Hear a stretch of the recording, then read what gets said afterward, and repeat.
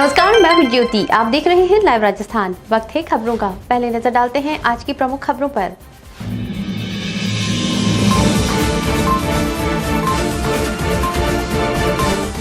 Corona पर काबू पाने पेडनेकर को कमान, सरकार ने बनाया जिले का प्रभारी। बोले जल्द काबू पा लेंगे कोरोना पर।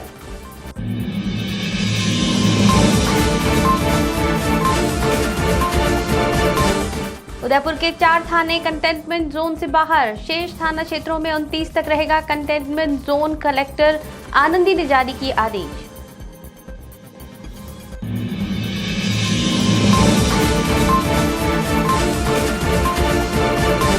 उदयपुर जिले में 446 कोरोना पॉजिटिव। आज मिली 13 जनों की रिपोर्ट, इनमें माइग्रेट लोग भी हैं शामिल।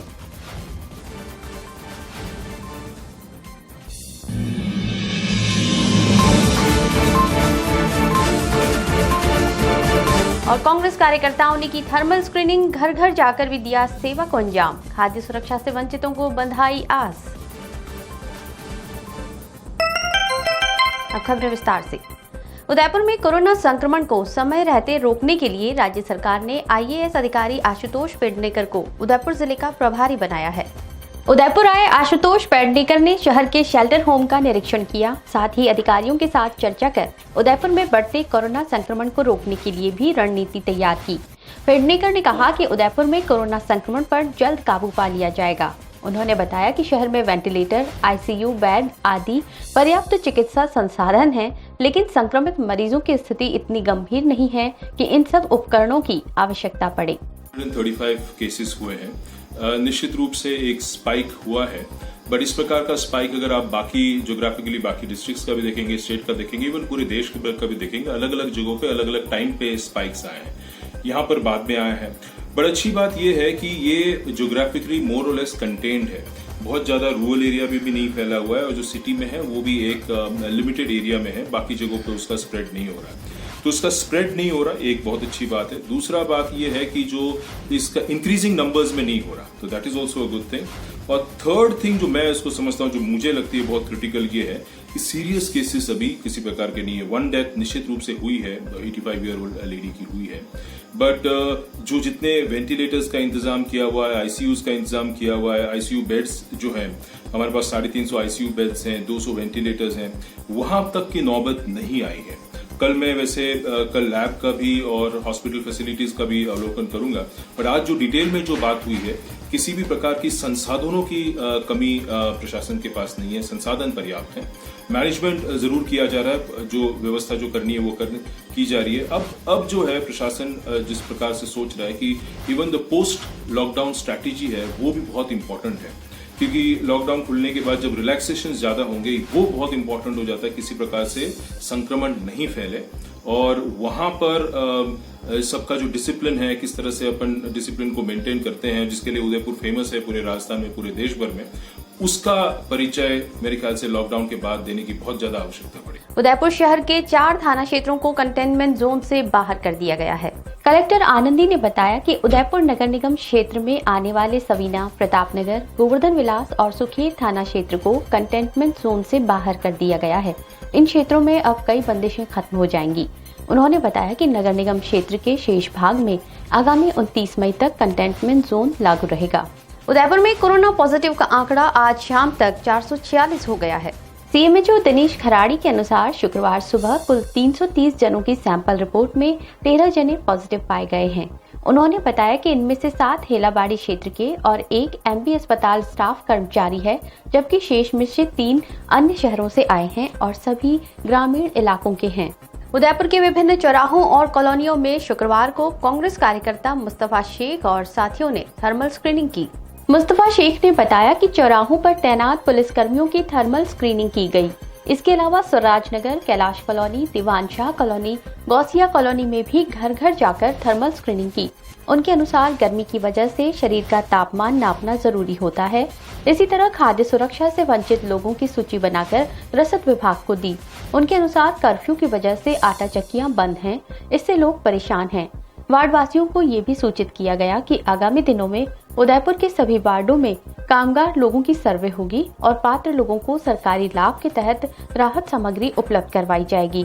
थर्मल स्क्रीनिंग करने में मजहर खान, इकरामुद्दीन अजमेरी, मोहम्मद अनीस, संजय गोलसर, लोकेश मेघवाल, सुरेश मेघवाल, बाबर खान, अजय वसीटा आदि भी शामिल थे। कुंवर प्रताप सिंह बारहट के 102वें जन्म दिवस पर 24 मई को जरूरतमंदों को खाद्य सामग्री किट वितरित किए जाएंगे। संस्थान अध्यक्ष सुल्तान सिंह देवल ने बताया कि संस्थान संरक्षक नरपत सिंह आसिया, कुंवर प्रताप क्लब के प्रवीण मारवाड़ी और डॉक्टर हनुमंत सिंह राजपुरोहित के मार्गदर्शन में ये कार्य किया जाएगा। उन्होंने बताया कि इस कार्य में कई भामाशाह सहयोग कर रहे हैं और किट पैकेट का कार्य जारी है। नमस्कार दोस्तों, मैं सुल्तान सिंह देवल अमर शहीद कुंवर प्रताप सिंह बारहट संस्थान उदयपुर से 24 मई 2020 को अमर शहीद कुंवर प्रताप सिंह संस्थान उदयपुर प्रताप सिंह बारहट की याद में पूरे विश्व में एक दीपोत्सव का कार्यक्रम आयोजित करने जा रही है। हम सभी लोग चाहेंगे कि आप जितने भी जने जहाँ पर भी हैं, जैसे भी हैं, सोशल डिस्टेंसिंग का ध्यान रखते हुए अपने अपने घर पर 11 और 21 दीपक जो भी आपकी श्रद्धानुसार हैं वो आप 24 मई को शाम 7:30 बजे जरूर प्रज्वलित करके इस महान शहीद को अपने श्रद्धासुमन अर्पित करें। इसी कड़ी में उदयपुर में अमर शहीद कुंवर प्रताप सिंह बारहट संस्थान उदयपुर एवं प्रताप क्लब उदयपुर, कुंवर प्रताप क्लब उदयपुर, प्रवीण जी मारवाड़ी दोनों ने मिलकर प्रताप सिंह जी बारहट की जो 102वीं शहादत दिवस और 127वां जन्मोत्सव है उसके उपलक्ष्य में 127 राशन किट बनाकर उदयपुर की जनता को वितरित करवाए जा रहे हैं। ये जो वितरित कार्य है इसमें 127 जो किट अभी संस्थान ने कलेक्ट किए हैं उनमें से 51 किट कमलेश जी मेहता वार्ड 40 के पार्षद हैं उनकी ओर से हैं। 21 किट राशन किट जो हैं वो गिरीश जी भारती वार्ड 10 के पार्षद हैं उनकी ओर से हैं। 13 जो किट हैं वो श्री जिंदत सूरी धर्मशाला राज्य लोढ़ा की ओर से हैं। 18 जो किट हैं वो हमारे कुंवर प्रताप क्लब के अध्यक्ष हैं प्रवीण जी मारवाड़ी उनकी ओर से हैं और बाकी के कुछ और किट हैं जो हमने भामाशाह से कलेक्ट किए हैं। आइए हम आपको दिखाते हैं कि इन किटों में क्या क्या सामग्री हम दे रहे हैं। जय हिंद। उदयपुर जिले के पानरवा थाना क्षेत्र में एक विवाहिता की मौत के बाद ससुराल पक्ष शव को ही छोड़कर फरार हो गया। ये मामला छाली पंचायत के आड़ा हल्दू गांव का है, जहां विवाहिता की मौत के बाद ससुराल पक्ष पीहर वालों की ओर से चढ़ोतरा और मौताना की आशंका के कारण शव को घर में ही छोड़कर फरार हो गए। सूचना पर पुलिस मौके पर पहुंची और शव को मोर्चरी में रखवाया। पीहर पक्ष का कहना है कि दाल में कहीं काला होने पर ही वे शव को छोड़कर फरार हो गया। हमारे को सुबह 6 बजे सूचना मिली, इसलिए हम वहाँ गए। जाल सके तो खाट के ऊपर सोए हुए थे, मरी हुए के जाके देखे पलटा खत्म हो गए थे। वो घर छोड़ के चला के गाय भैंस और सब लेके भाग गए सर। क्यों भाग गए? वो क्या पता, वो इसने गलती की होगा तभी भाग गया होगा सर। अच्छा, अब क्या करना है? तो ये पोस्टमार्टम करके वो सरकार की कार्रवाई करनी है सर। अच्छा, वही है सर गुनाहगार को, जो पति है वही, इसका पिताजी दोनों। अच्छा, इसका पिताजी ने वो दोनों है सर। निवासी गुलबा देवी वाइफ ऑफ खातू पांडोर, जिसकी आज सुबह अचानक अकाल मौत हो गई और मौताने की आशंका को देखते हुए इसके पति और बच्चे घर छोड़ के चले गए और पीयर पक्ष ने आके छोड़ दी के लिए लाश को जाड़ोल लेके आए। दोनों पक्षों में समझौता हो गया? दोनों पक्षों को कोई समझौता नहीं हुआ है और इसके ससुराल पक्ष का वो गाँव छोड़ के चला गया। कवासन विधानसभा क्षेत्र के गांव ताड़ा में आज सुबह मामूली बात को लेकर चाचा भतीजे में खूनी जंग हो गई। बाद में चाचा ने अस्पताल में दम तोड़ दिया। पुलिस के अनुसार ताड़ा निवासी बलवंत सिंह और उसके भतीजे लक्ष्मण सिंह झाला में मामूली कहासुनी हो गई। इस दरमियान भतीजे ने आवेश में आकर चाचा की गर्दन पर कूट से वार कर दिए। इससे उसकी गर्दन और सिर पर गंभीर घाव हो गए और खून बहने लगा। सूचना पर परिजन घटनास्थल पर पहुंचे और घायल बलवंत सिंह को उदयपुर लेकर गए, जहां उपचार के दौरान बलवंत सिंह की मौत हो गई। सूचना पर आकोला पुलिस भी मौके पर पहुंची और शव को लेकर भोपाल सागर अस्पताल लेकर आई। इसके बाद शव का पोस्टमार्टम करवाकर परिजनों को सुपुर्द किया। थानाधिकारी शंभू सिंह ने बताया कि मृतक के परिजनों की रिपोर्ट पर मामला दर्ज कर अनुसंधान आरंभ कर दिया है। ये मुझे सूचना मिली कि ताड़ा गांव में बलवंत सिंह पिता पावन सिंह जला राजपूत उम्र 42 साल। इसको इसी के गांव के परिवार के लक्ष्मण सिंह पिता नरेंद्र सिंह झाला राजपूत उम्र 30 साल ने कल शाम को 8:30 बजे बलवंत सिंह कुएं से घर आ रहा था और ये लक्ष्मण सिंह जा रहा था, रास्ते में मिल गए और पुरानी रंजिश को लेकर और इनकी कार सुनी हुई, जिस पर लक्ष्मण सिंह के पास लोहे की कूट थी, जिससे बलवंत सिंह को ताबड़तोड़ वार किए। गर्दन में 3 गहरे घाव हैं, एक पीछे सिर पे है और एक कान के यहाँ है। गंभीर चोटें लगने से और रक्त अधिक बहने से इनको उदयपुर ले गए थे गीतांजलि, जिनकी गीतांजलि हॉस्पिटल में डॉक्टरों ने देखकर बलवंत सिंह को मृत घोषित कर दिया, जिस पर भोपाल सागर चिकित्सालय लाए, जहां पर मृतक के भाई ने रिपोर्ट पेश किए, जिस पर प्रकरण पंजीबद्ध किया जाएगा। वह लाश का मेडिकल बोर्ड से पीएम कराया जा रहा है और उच्च अधिकारियों के निर्देशानुसार कार्य किया जा रहा है। चित्तौड़गढ़ जिले के 51 लोग पूरी तरह से कोरोना पर विजय प्राप्त कर चुके हैं। आज उन्हें जिला मुख्यालय पर स्थित कोविड-19 केयर सेंटर से निम्बाड़ा के लिए रवाना किया गया। सहकारिता मंत्री उदयलाल आंजना ने उन्हें फूल और शुभकामनाएं देते हुए विदा किया। इस अवसर पर जिला कलेक्टर चेतन देवड़ा, एसपी दीपक भार्गव, सीएमएचओ डॉक्टर इंद्रजीत सिंह, राजकीय चिकित्सालय के पीएमओ डॉक्टर दिनेश वैष्णव और डॉक्टर देवेश शर्मा सहित कई चिकित्सक और नर्सिंग कर्मी भी मौजूद रहे। गौरतलब है कि जिले में सबसे पहले कोरोना की शुरुआत निम्बाड़ा उपखंड से ही हुई थी और ज्यादातर केस भी निम्बाड़ा से ही आए हैं। जिले भर में कुल कोरोना पॉजिटिव के 168 केस हैं। गौरतलब है कि 2 जनों की इस संक्रमण से मौत भी हो चुकी है। देश भर में 1 जून से प्रारंभ होने वाली करीब 300 ट्रेनों के फेरों के लिए सीमित संख्या में आरक्षण काउंटर आज से शुरू कर दिए गए हैं, लेकिन जानकारी के अभाव में आज पहले दिन आरक्षण कराने के प्रति लोगों में उत्साह की कमी दिखाई दी। रतलाम रेल मंडल ने आरक्षण के दौरान कार्यालय में सामाजिक दूरी बनाए रखने के लिए भी व्यापक इंतजाम किए हैं। टिकट निरस्तीकरण के लिए यात्रियों को अगले आदेश तक इंतजार करना होगा।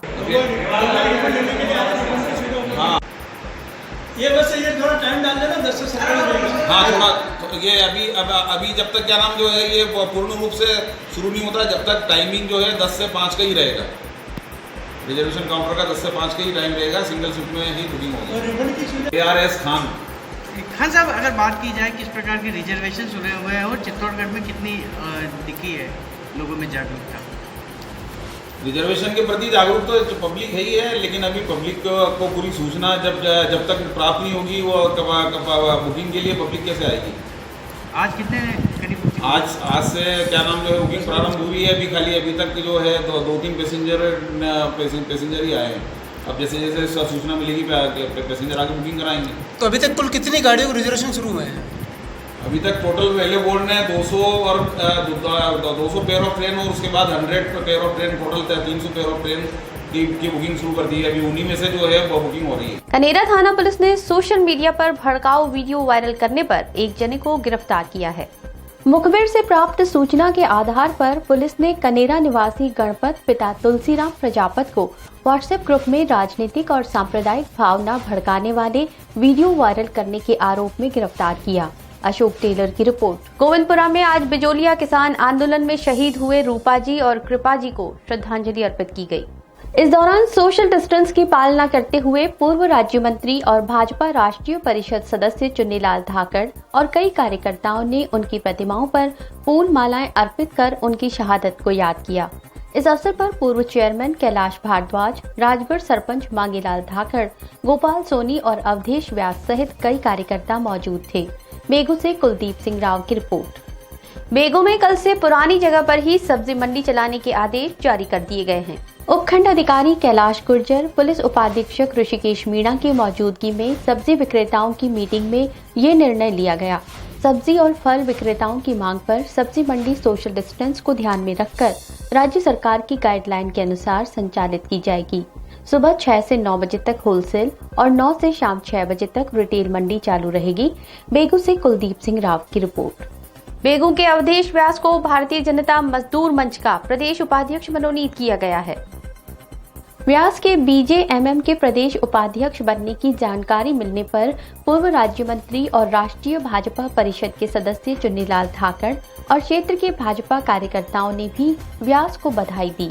अवधेश व्यास पूर्व में भारतीय जनता मजदूर मंच के जिलाध्यक्ष रह चुके हैं।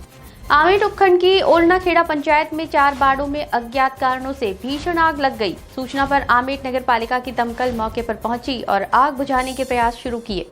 इसके बाद 2 घंटे की मशक्कत के बाद आग पर काबू पाया गया। नरेगा मजदूरों ने आग की लपटें देखी और सरपंच दिनेश वैष्णव को सूचना दी। सरपंच की सूचना पर दमकलें मौके पर पहुंची। तब तक बड़ी संख्या में ग्रामीण भी जमा हो गए, लेकिन आग लगातार फैलती रही। सरपंच के अनुसार इन 4 बाड़ों में करीब 30 गाड़ी सूखा चारा और 5 गाड़ी सूखी लकड़ियां रखी थीं। इस लिहाज से करीब 3 लाख रुपए का सामान जलकर राख हो गया। हालांकि आग लगने के कारणों का खुलासा नहीं हो पाया है, लेकिन कई परिवारों के आग लगने से भारी नुकसान हो गया।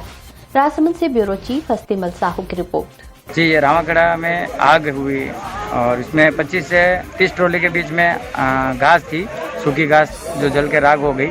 तो 10 से 12 ट्रॉली लकड़े थे, वो भी जल के राख हो गए। अंदाजन एक अमाउंट पकड़ा जाए तो 2.5 से 3 लाख रुपए लकड़े और घास के समेत होता है।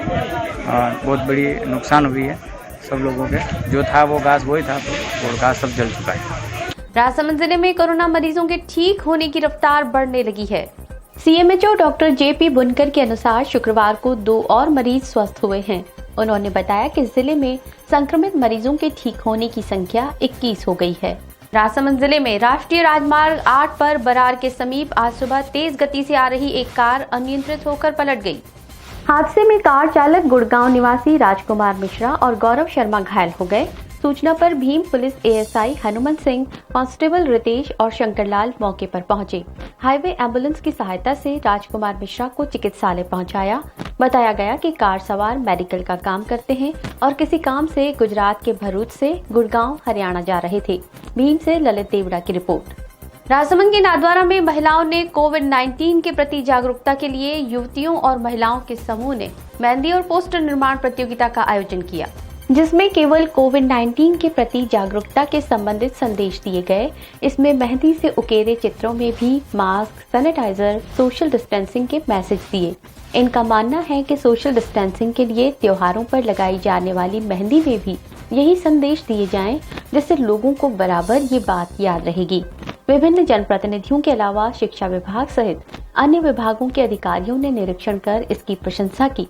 राजसमंद से ब्यूरो चीफ हस्तिमल साहू और नाथद्वारा से गोविंद त्रिपाठी की रिपोर्ट।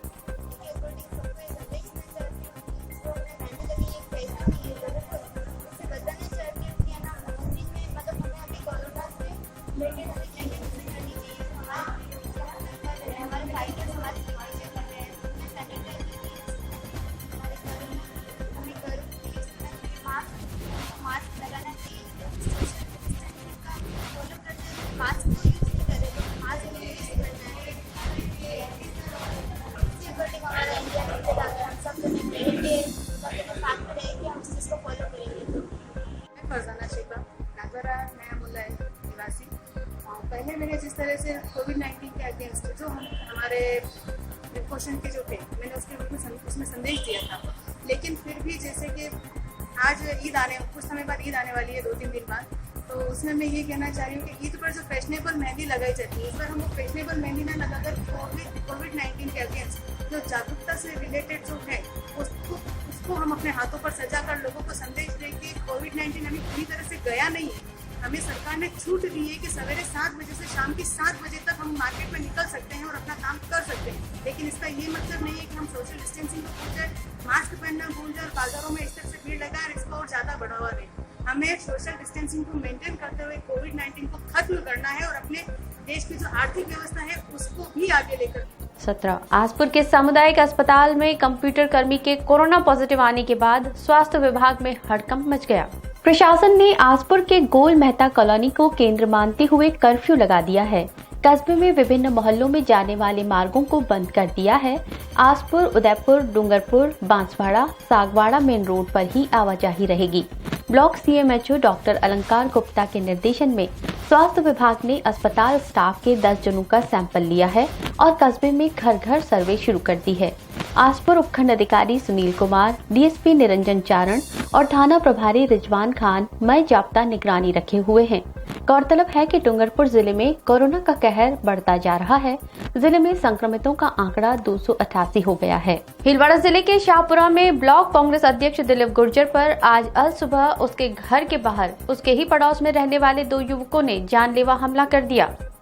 तलवार के हमले में गुर्जर गंभीर रूप से घायल हो गए। दिलीप गुर्जर के भतीजे राजवीर ने मौके पर पहुंचकर दिलीप को बचाया। हमले के बाद भी आरोपी सद्दाम और शाहरुख धमकी देते रहे। इस बीच सीआई प्रकाश भाटी मई जाप्ते के मौके पर पहुंचे। घायल दिलीप गुर्जर को हॉस्पिटल पहुंचाया, जहां उसकी हालत खतरे से बाहर है।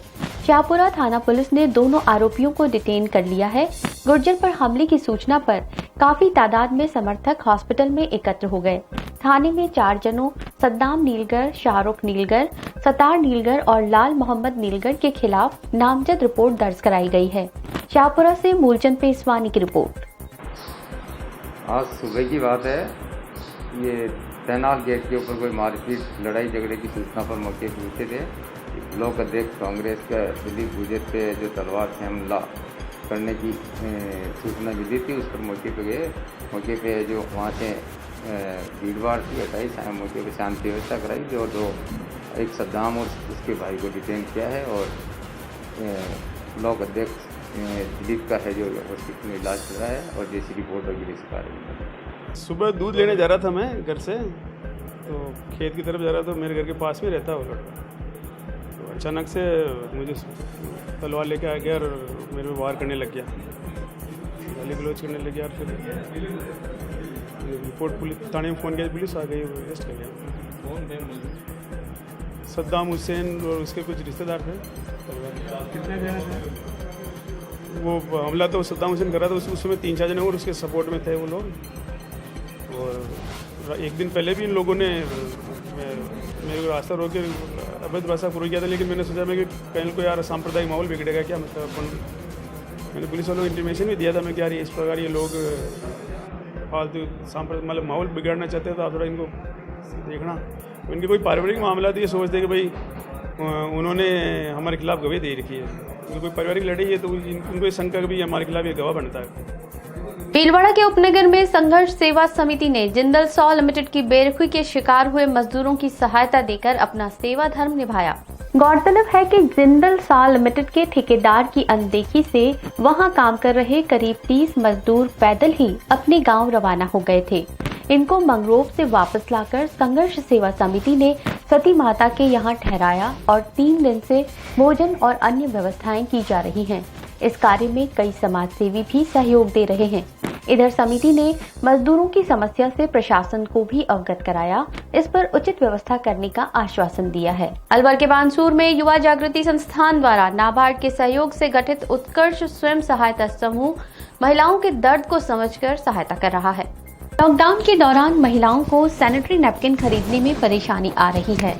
सैनिटरी पैड की जगह इन्फेक्शन करने वाले कपड़े का उपयोग न करें, इसलिए समूह की महिलाएं डिस्टेंस का पालन करते हुए door to door sanitary napkin वितरित कर रही हैं। अध्यक्ष मनीषा देवी ने बताया कि अब तक 800 महिलाओं की सुध ली गई है। तो अब दीजिए इजाजत ज्योति को, फिर मिलेंगे अगले बुलेटिन में। आप देखते रहिए लाइव राजस्थान। नमस्कार।